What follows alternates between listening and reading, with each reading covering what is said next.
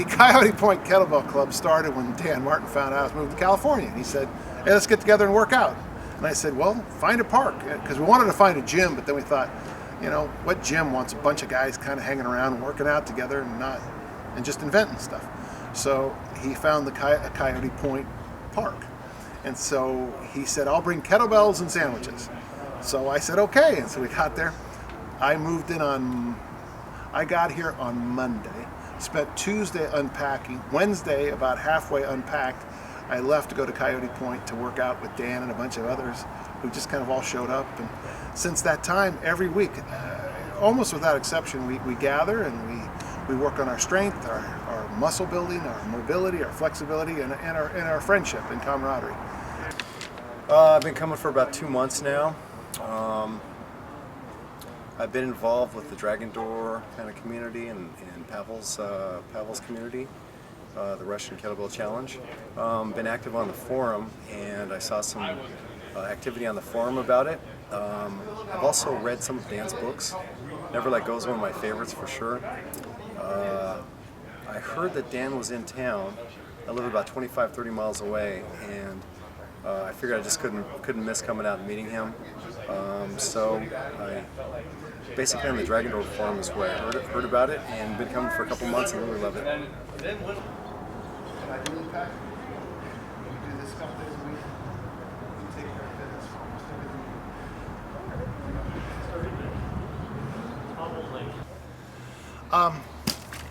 I started lifting weights in 1965 when my Aunt Florence died, and my brothers bought a Sears Ted Williams barbell set. And I can remember when we first brought it home, looking at it and thinking, one day I'll lift those 15-pound weights. I remember that just so clearly.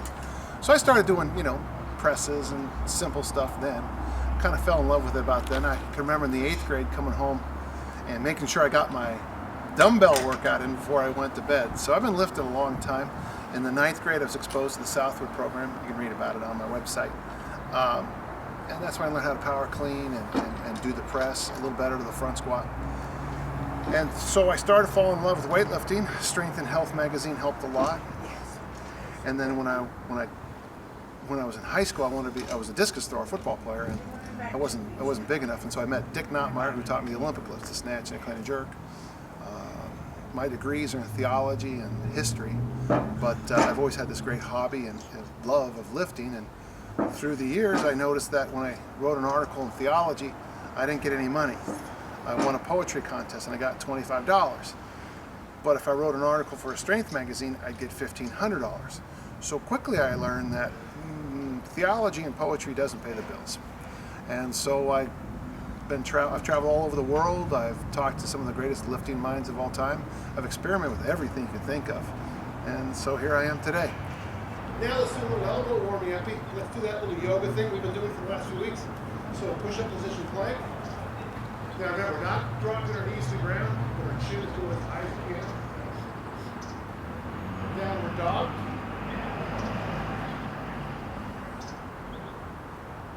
Push-up position plank. What does it mean to me is a good question, because it's strange to go places like, since I started this, I've literally been all over the world. And people will ask about the Coyote Point Kettlebell Club, and they'll think like it's some secret organization with top secret stuff and all voodoo and 007, and it's just a bunch of people getting together to enjoy life and camaraderie. There's no fee, there's no crazy agenda. I do sometimes, ask people to try out workouts, and they always seem to get better with the feedback I get. So really, it's been a huge part of my life for a couple of years. No matter where I go, I'm going to keep this up, I think. I found out about it through the trainers here at Park Road Fitness. Occasionally, I guess it started out at Coyote Point, and during certain times of the year, they were unable to work out there, so they came here to the Park Road Fitness gym. And eventually it was suggested that I join in and try out to continue and complement what I was doing on the other side with my trainer.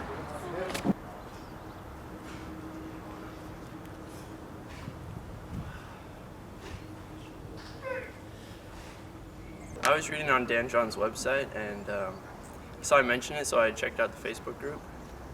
and everybody was pretty welcoming when I showed up. It was pretty awesome.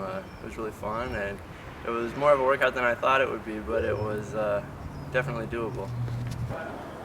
So 20 swings. Yeah, so we've been playing around with these numbers for a couple of months. Right? Didn't we kind of decide this was hard but the best? Is that? We did the one day with the 10 squats. Yeah. Killed everybody. Yeah. So Back down to 5 squats and that's and we kept up. We tried 20, 10, 10. Right. The thing now. We did that. Spread RKC. That's what we had. Remember, you guys asked me to up it for the RKC. So 25. Oh.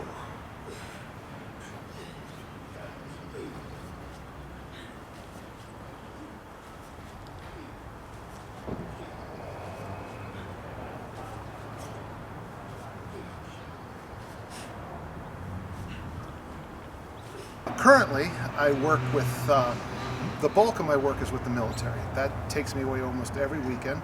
I also work with Major League Baseball, the National Football League. I have 2 National Hockey League teams I work with, a bunch of Division I basketball teams, which is funny because, I don't like basketball. I'm not a huge fan of baseball. And then I do a lot of work with American discus throwers, so that's a big part of what I do today. I also write for a number of magazines, and then I have a pretty solid web presence. I do DVDs, and I write a couple of books. I have a couple in print, Never Let Go, Mass Made Simple, and a new book called Easy Strength. I got a book coming out real soon, it should have been out by now, called Intervention, and then I've got another book coming out right after that too. My books, I make more money in a month selling books than I did as a high school teacher with 4 preps, coaching 3 sports, and I was a chess moderator and the freshman moderator. I make more in a month. So I guess the answer to that is, if you love education, go into it. Just make sure you think about the other side of the money thing. Do less.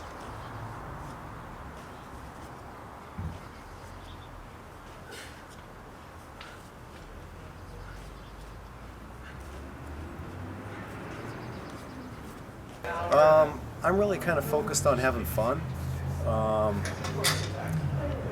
I do a lot of kettlebell workouts now, but this is kind of just really a fun activity. Meet some different people in the community that are into kettlebells. I'm trying to focus really on good, pure movement, a lot of strength, and just have a lot of fun here. I think it's amazing that we get to come work out with somebody that is, nationally, internationally known for his accomplishments, and I don't know, it's pretty amazing. It's free, and it's the best in the world. He gets to, watch you and give you pointers. Okay, so let's do some halos. Let's do a couple of ways. If this hurts your shoulders at all, if you need to go lighter, well, let me show you how I want to do it. I want you to do a set right and a set. Yeah, Dan's awesome. I had read his book, Never Let Go. I've gone through it a couple times now, but I read it before I knew that Dan was out in California. Dan's an amazing coach. I had the privilege to go through the RKC a couple of weekends ago, and Dan was a master instructor. Dan, he's an amazing person. He simplifies things. He makes things very fun.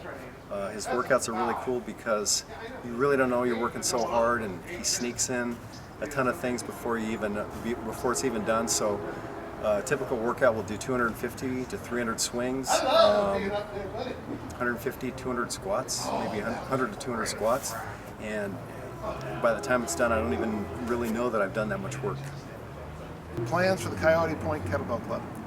The number one plan, the overreaching plan, is because we have 2 rules. Number 1 is don't get hurt. Of course, you're supposed to ask now, what's rule number 2? And I'll say, don't get hurt.